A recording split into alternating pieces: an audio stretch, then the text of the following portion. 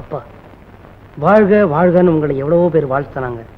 அதில் எதுவுமே பறிக்காம எவனோ ஒருத்தவங்களை திட்டினது பறிச்சு இப்படி இங்க வந்து கல்லறையில கலையாத தூக்கத்தில் ஆழ்ந்துட்டீங்களேப்பா. இனிமே இந்த ஊர்ல நான் இருக்கவே மாட்டேன். பட்டணத்துக்கு போறேன். இங்கிருந்தா உங்களை மறந்துட்டவங்க கூட என்னை கண்டதும் கொலகார சுந்தரம் பண்ண மகன் போறான்னு பரிகாசமா பேசுவாங்க.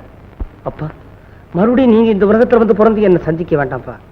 நானே மேல வந்து உங்களை சந்திக்கிறேன். ஆமா, நான் போயிட்டு வரேன். குமரா, என் முடிவைத்தான் பார்த்தாயே.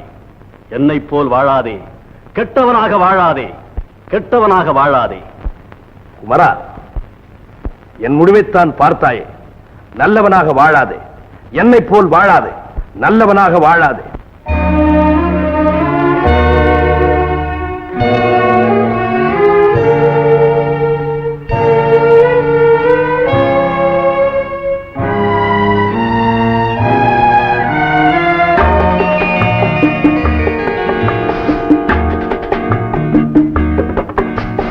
காலம் போற போக்கை பார்த்தா யாரு பேச்சை கேட்பது?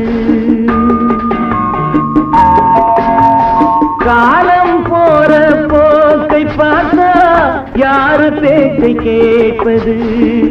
கவலைப்பட்டு என்ன பண்ண ஆனபடி ஆகுது. காலம் போற போக்கை பார்த்தா யாரு பேச்சை கேட்பது?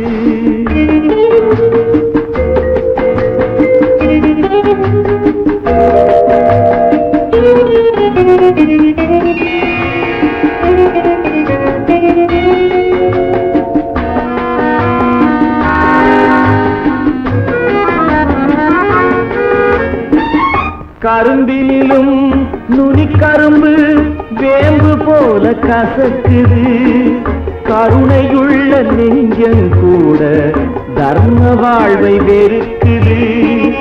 இரும்பு கூட நெருப்பில் போட்டால் மெழுகு போல உருகுது. இரண்டு எண்ணம் கொண்ட நெஞ்சில் இன்ப துன்பம் பெருகுது. காலம் போற போக்கை பார்த்தா யாரு பேச்சை கேட்பது?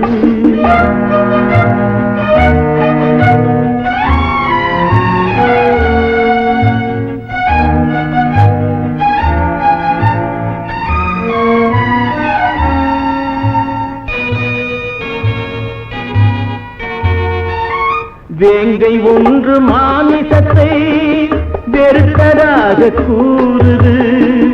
வெள்ளாடு சைவம் கெட்டு வேறு பாதை போகுது. வாழ்ந்த வாழ்வு சலிக்கும் போது மாற்று எண்ணம் தோணுது. வாடை காற்றில் நடுங்கும் நெஞ்சு கோடைக்காக ஏங்குது. காலம் போற போக்கை பார்த்தா யாரு பேச்சை கேட்பது?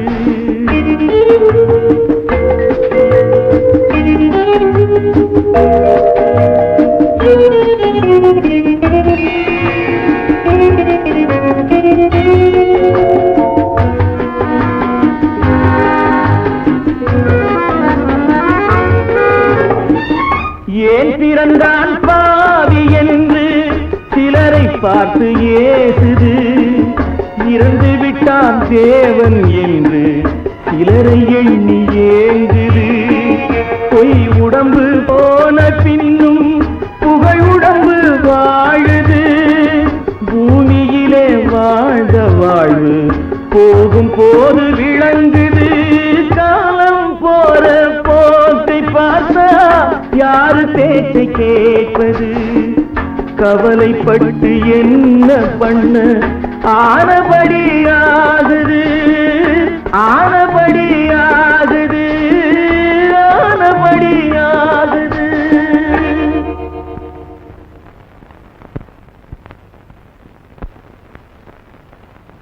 ஐயா, வள்ளுவர் ஐயா, வணக்கம்.